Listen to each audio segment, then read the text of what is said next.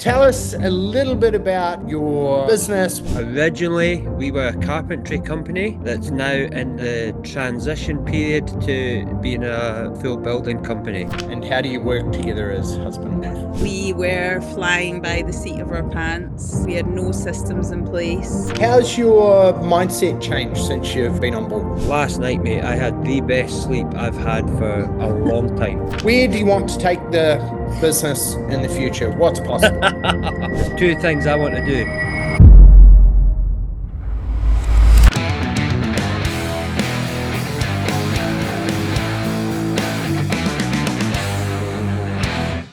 So let's crack straight into it. Yep. Welcome to today's episode of The Builder's Ladder, brought to you by The Professional Builder.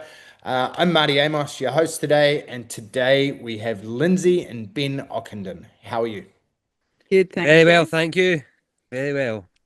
Now, do we need a translator for the session? Possibly. Depends what I part of the will world. try and speak slowly. I've been practicing. We'll be fine.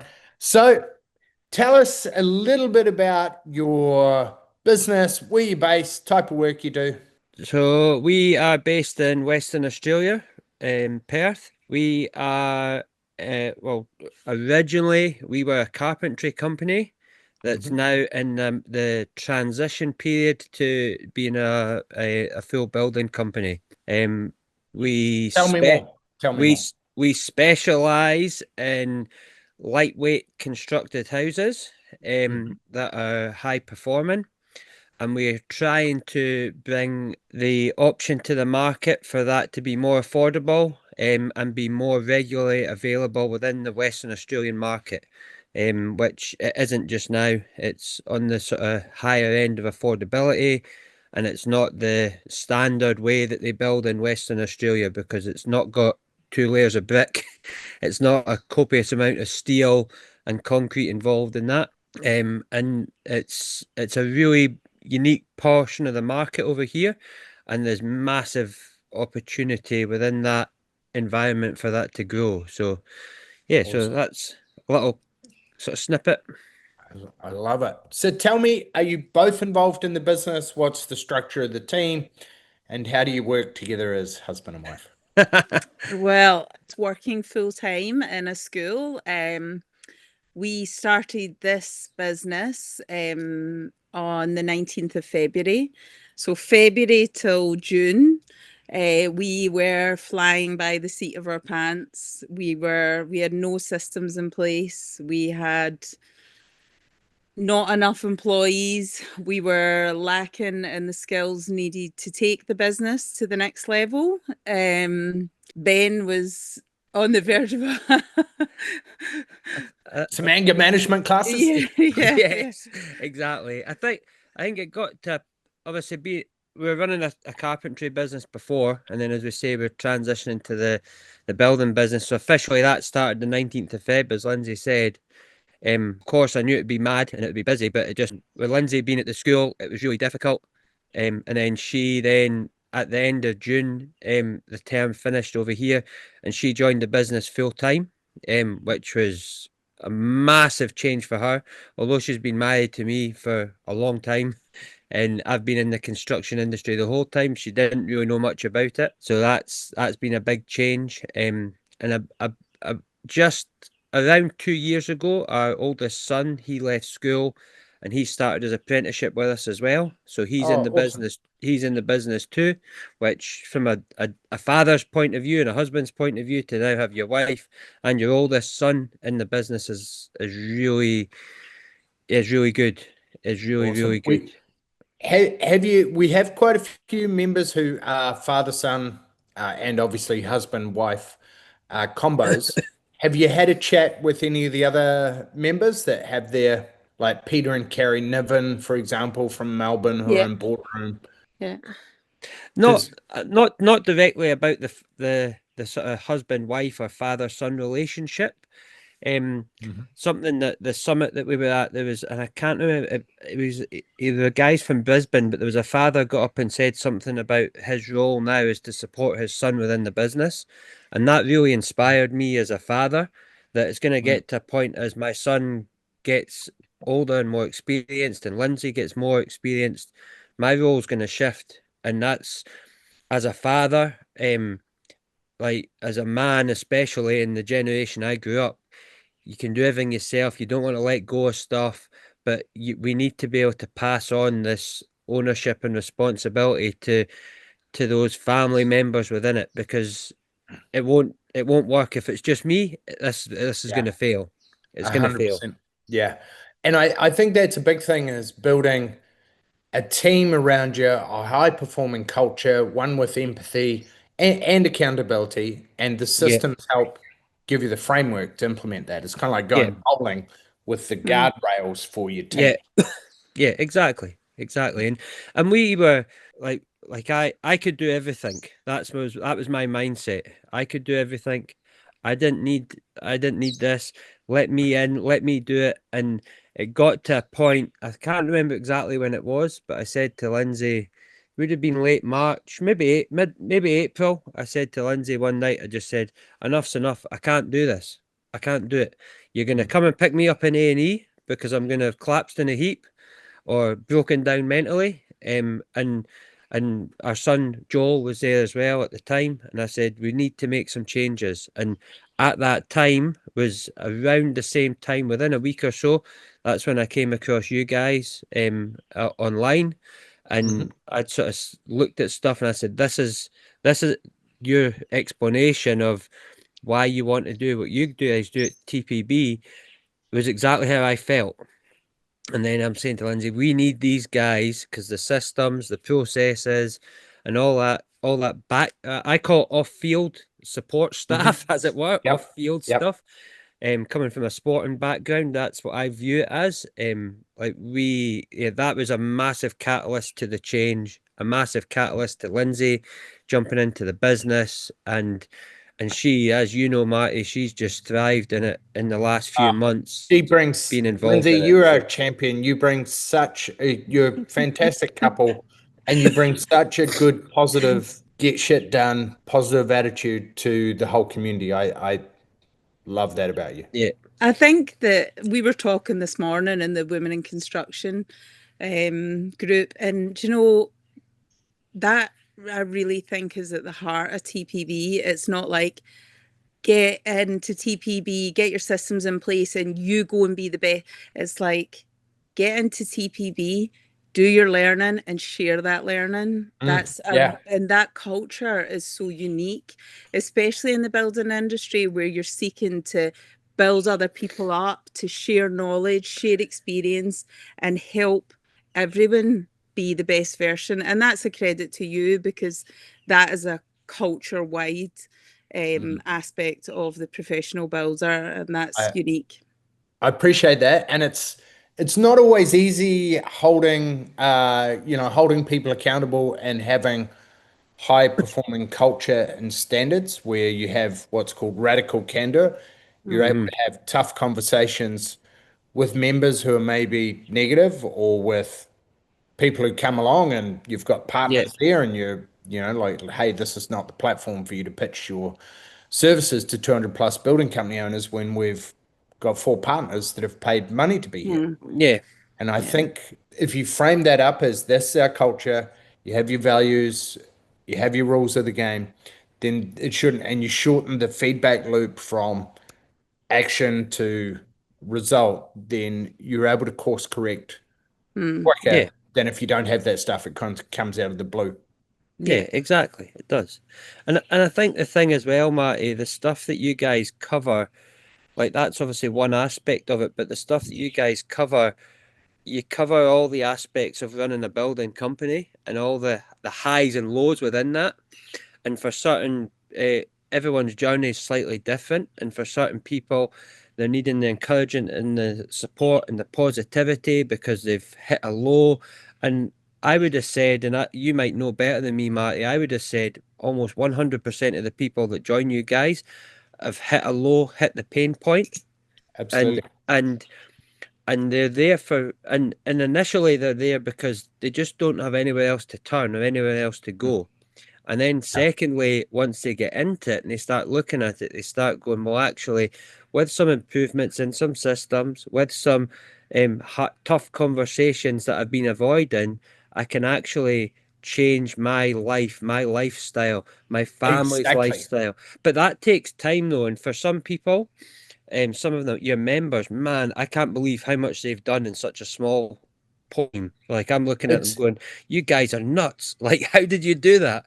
But then yeah, it's for other people, it's a slightly slower journey. And that's what, when I first met Coach G, I said to him, I says, mate, like this was in June, the beginning of June, we signed up. And I says, look, my wife finishes at the end of the month. Once she finishes, this is going to start moving. And he's like, oh, but you could do stuff now. I says, look, just give us a little bit of time. We're in a like mentally and emotionally, we're in a transition period here within our business, and then we can start moving. But for other people, they're in a different stage, and I think you guys help and support through all those stages and provide structure and systems and formats that work in multiple stages and at multiple levels of business. If it's $1 million or 10 million bucks or more, like there's relevance to everyone. It's really, really positive. I appreciate that. How's your mindset changed since you've been on board? Oh, I feel personally, I feel so much better. Like I've still got a long way to go in certain aspects of the change and everything, but like last night, mate, I had the best sleep I've had for a long time. Like Awesome. I probably slept for 10 hours plus last night, and I like that like I would be quite often functioning on 6 or 5 hours sleep Yep. just purely because you wake up, you're thinking about things. Like that was just great personally for me, and I think my mind is changing. I don't feel anywhere near as stressed about things, but from February to now, we've grown. Like we've got more employees. We've just onboarded another VA this morning as well, to do estimating, quoting, scheduling. John Mark is his name. So Lindsay's doing up his contract today. So like that's us now up to 10 people that we are employing and responsible for on a daily basis, which that's massive, Marty, because in February when we started, it was myself and Joel, my son. And so from February to now, we've got eight new people involved in Well our done. business. So and but That's awesome. I don't feel stressed about that. I don't feel like the financial, like there's obviously financial burdens and pressures that come with that, but I feel like I've got the support staff, the help, the systems. We're still tidying them up, we're still putting things in place, but it's there. Like we're gonna do some really good stuff within Love it. our environment, together. And so that for me, I'm in a good place, really good place. Love it. And I'll let Love it. Lindsay tell you what she's thinking. I think really for Ben was just like running on fumes. Like we had like it was a mad few months. Like that period that he's talking about, we took a house from slab to completion in 12 weeks. Like our kids were on site. And it was for someone who Ben had built a house for before, and there was a relationship there, and Ben, when he sets himself, we had a conversation with Coach G about like stage payments the other day, and he was saying, maybe look at sort of breaking those down. And so I say to Ben, Coach G's talking about looking at our stage pay.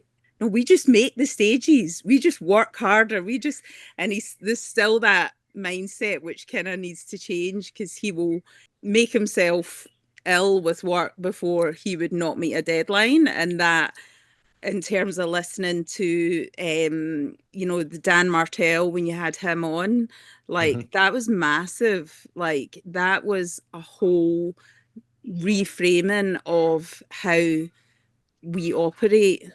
Like Ben was doing every job. He was sweeping the site, he was building the houses, he was pricing the jobs, he was he was Yeah, exactly. he was Stop. dealing with the clients, he was doing everything, and just putting value on to his skills and experience. Because also Lloyd is, listening to Lloyd, and also Coach G talking about Ben undervalues himself, and he would continue to be doing that if it wasn't for TPV. Like that's enabled him to see I have skills, knowledge, and experience that are desirable to this market. And it is not wrong of me to say, I'm going to charge you for 100%. my services. 100%. That's the one of the biggest mindset shifts to make is to value your own time. You're a Yeah, professional. Hardly any other industries do things for free, so why should you? exactly. And with that being discussed at the summit at the weekend, I had another friend of mine, a good friend that we've worked on in the years we've been in Australia. He was on the phone to me yesterday morning just as I was driving. He's saying, "Oh, Ben, I'm finding this tough, that tough, and everything." I was talking to him about TPB and everything, and I was talking to him. He's like, "Oh, I need to get to site and get this tidied up." I says, "Why?" I says, "Mate, you're past that." And we talked about that value point of view. And then I was at a client meeting in the afternoon, yesterday afternoon, and they're talking about some stuff of their business. They run an entertainment company and an events company, and they're saying, "Oh, so much that they do is for free." And I'm going, "But why? Why this mindset?" And I discussed this point exactly with them, and they're like, "Oh, that's just gold." And they thought it was gold, and they're in the entertainment business, like events business, and they're working for free as well. And I said, "You need to value you guys' time. Like you guys have got a value." And they're like in a multi-million dollar house that we're going to do some renovation work on. So they're obviously high performers in their industry as well. And they just don't value your time. And it's a change that's got to happen, mate. And as Lindsay said, I didn't appreciate how valuable I was or am. Mm. I would just I go think up. I think that that's one of the big things is seeing what blind spots am I maybe not aware of, or what limiting Yeah, beliefs do I currently have, and we yeah, all have yeah, them, no matter what stage of business you're at. And it's just what limiting belief do I need to break in order to progress through to the next level? And it might be I can't leave site, otherwise everything turns to custard. I need to be yeah. the one who deals with clients. This is a 10% town. I can't charge for my quotes or my prelim Hmm. Yeah, budgets. Like, or I can't hire good guys. All yeah, of the above. Yeah, or yeah, D, all of the above, right? yeah. That's exactly where we're at, mate. It is all those above things. And there's a little example I wouldn't mind sharing with you if we've got the time to do it. Mm, But absolutely. about a week or so before the conference, I was meant to be in a Zoom call with a client. She's a high in her industry, and for technology reasons, which probably more my reasons, it all went to custard. And then a very abrupt email about we didn't have the capacity or the skill set to deliver the project that she wanted us that we've been working with her to deliver, which got my back up. I was spitting chips to Lindsay. I'm throwing all my toys out the pram, like who's she to know that and all this sort of thing. So anyway, couple of emails backwards and forwards. I organised a site meeting and a walkthrough on a project that we've almost finished. And we went there on Monday, just coming back from the conference, walked through. Her and her husband were blown away with the level of finish, standard, quality throughout the job. They couldn't stop talking about the detailing that went into certain aspects of the job, and the micro details around some of the carpentry, around some of the hardware, the tiling, all that sort of thing. I took them out for lunch afterwards. We had a discussion with them about their project, and they're really struggling to make some decisions on some of the finishing stuff. But we got to the point through the lunchtime discussion that they wanted to sign a cost plus contract with us, for cost plus 20%. And the budget on the job, the high level budget, is about 2.6 million. So that contract's getting drawn up just now, and by the end of the week that'll be signed. And Yes, construction to start in 2 weeks. So my yes. man.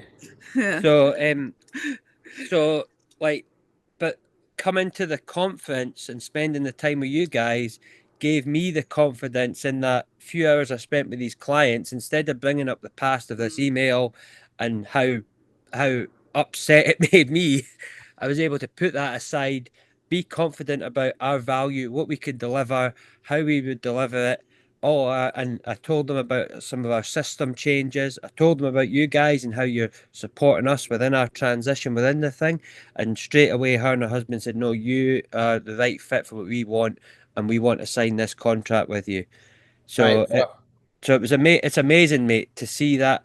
But it probably back in February or March, I wouldn't have had as much confidence in and to say this is the level that we are at, and this is my levels, and we can achieve these goals for you. So that's just an example, and I just want to share that because I hope other people can understand that don't undervalue yourself. And as you talked about, you're professionals, you know what you're doing, and be confident in that ability. And it doesn't necessarily mean all conversations are going to be as positive as that one was with me with these clients, but it might mean that that job's not the right fit for you. And although your back might be against the wall, you might just have to take that step back because the client might not, it'll just give you headaches. It won't work for you. So it's hard to fit. And I know speaking to a lot of members at the conference, and it seemed to be a lot of guys from Victoria especially, it's a really tight market down there. It's really hard for them. And for us where we are,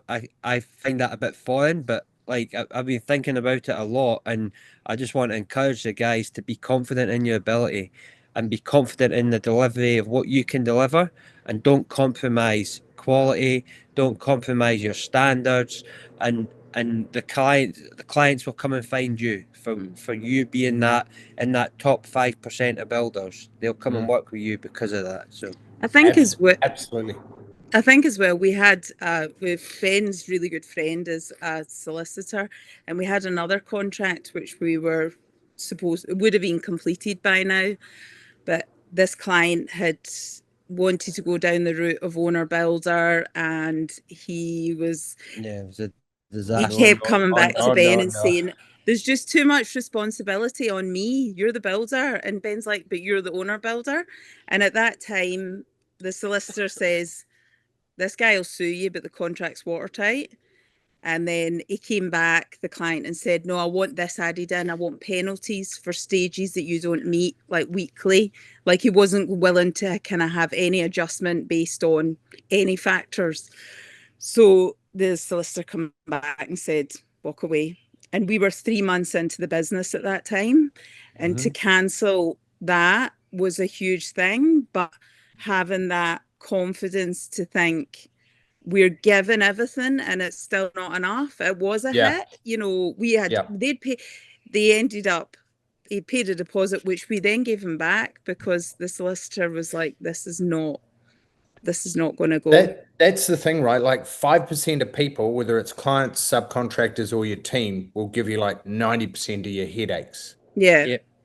And if you can hold that high performing culture, install a framework of PSR, problem solutions recommendation, I think it helps take a lot of weight off your shoulders, and also lets people know this is how we work here. This is what's acceptable. These are our rules of the game, and we won't compromise them. And all progress is on the other side of a tough conversation or something that's new that you haven't done before, or, you know, and it's natural to suck at it to begin with, or procrastinate on having those conversations, but you may only be one or two conversations or one or two people away from massively changing the trajectory of your business. And exactly. And it's really hard, Marty. Like if you've had your back against the wall for a little bit and you maybe haven't had a good contract come through and you see this one there and you're like, oh man, this would be gold. We need to make this happen no matter what. Like, and then to be able to get to a point and go, this isn't gonna work. Like it's hard to do that and to uphold those standards, but don't compromise, because as soon as you start compromising, what's going to happen? You're going this way all the 100%. time, and if we want to be guys that join join TPB, they want to be better than the rest. They don't want to just be an average Joe. You want to be an average Joe, don't be in TPB. Go and do that on your own. You don't need TPB to be an average Joe, but you want to be in the top area, in your top of your field within whatever that area is. Like you're in the right place to do that, but there's some hard things you might have to walk away from a job or a contract, and that's just the nature of it. But then you get, like, thankfully this week, man, that win for me was massive. Like I was so pumped, and I was so pumped going into it because of what we'd looked at last week and the friendships and the people we'd just spent time with discussing last week. and then just moving into that now. Now the hard work starts. Like we've got to get this. Yeah, We've got exactly. to get everything organized and deliver their expectations from what they've just seen at the job we're just closing off to now we've got to deliver that again. And that was a high-end job that's just been getting closed off. And we've got to deliver that again, which is going to be tricky. Let's go. So You'll do it. where do you want to take the business in the future? What are your goals? What's possible? Anything's possible with Mate, TPV. there's a couple of things I said to Coach G just when we were leaving. He's like, "You're nuts, Ben." I says, "I know, I'm nuts." There's two things I want to do. I want to be on the boardroom table at the next summit. I want a seat at that table.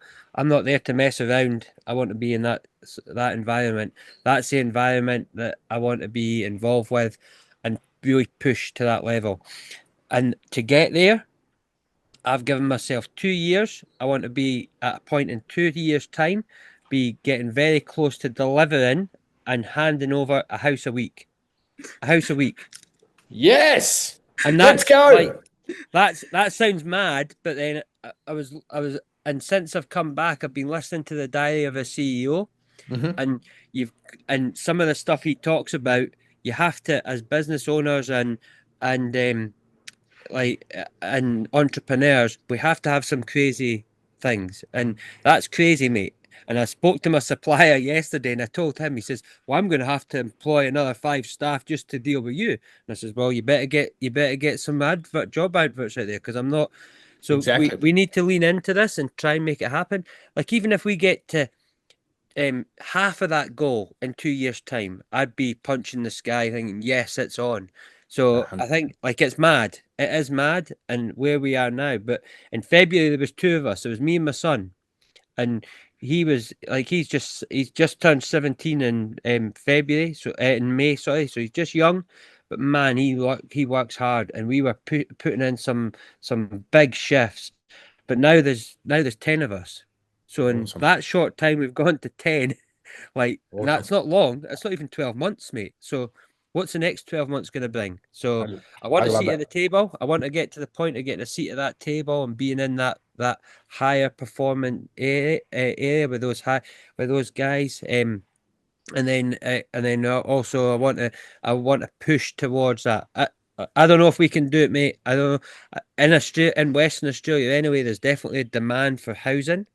I don't know if it's the demand is as high for the niche that we're in, but I think it's growing, and and the opportunity is huge. And as I said to you when we were leaving the conference, I says, "Mate, you need to get some stuff over here in Perth because we need to change the industry here. We'd love to be part of that change within the industry, and engage you guys within that, because there's other builders over here that are similar to myself that would be able to help fill that niche in the market." And last year in Perth, we built 22,000 houses as a whole industry. The government said they needed 40,000, but 18,000 houses short last year. So we've still got a shortfall from last 12 months. Some of the Melbourne members need to move over to Yeah, Call us. exactly. But there's opportunity there, and it's different. It's a different market here. It is really different here compared to like I've worked in Scotland, throughout Europe, and then I came here, and the construction industry here is weird. It's totally different.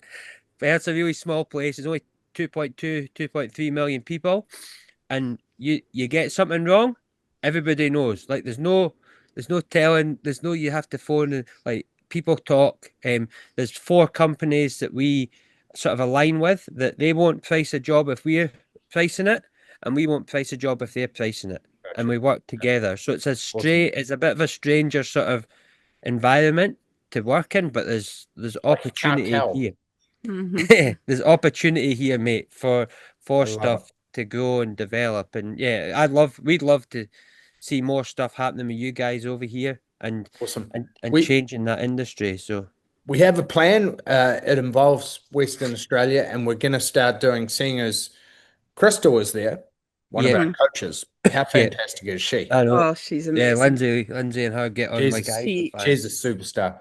Yeah. Yes. We're going to start doing regular monthly meetups in each of the cities where we've got members and coaches, Yeah. and I think that will help bring the culture tighter, the community tighter, and share Yeah. best practice for everyone. Yeah, yeah, well, it'll be great. And all that, like everything online and the video stuff and the content online, that's gold. But then there's something that you can't create when you're standing next to someone, shaking their hand, sharing a coffee or a soft drink or a sandwich next to someone, that you can't create that extra support and environment. So yeah, that would be another positive rung up the Absolutely. ladder sort of thing. So yeah, Absolutely. we'd be keen to be involved and help whoever with all that stuff, Marty. So I massively appreciate that, and it's so good to see good people being in great momentum like yourselves, and I appreciate from the bottom of my heart having great people like you in our community, and it's yeah, awesome seeing your momentum and you winning. I appreciate you. no, thank you. It wouldn't be happening, mate, if we hadn't. Yeah. If I hadn't stumbled across you guys online, and I probably would have sold all my tools by now and been working for somebody else, like, and we wouldn't have been doing this. So to meet you guys and the coaches and the support and everything, yeah, it would have been a different outcome today, and you wouldn't have been here in our garden talking to us. So No, how good. it's been great. Yeah, thank you. Oh, Really appreciate it. appreciate you both. Lindsay, you are a champion as well, and Ben, really appreciate you, mate. You're awesome. Thank you. Thank you. All right. Thanks, guys. That's it for today from the Builder's Ladder. Here's to making and building a successful business that gives you both more money and more time. Thank you. See you Oh. guys.